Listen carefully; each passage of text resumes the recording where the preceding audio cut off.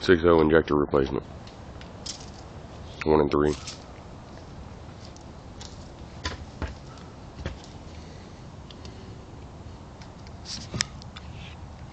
Let's pull the valve covers off.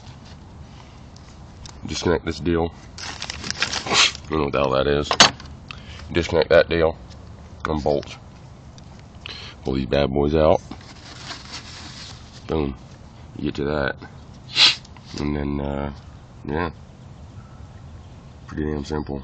Pull out the high pressure fuel rail. The injectors are hold down with these old school looking distributor cap things.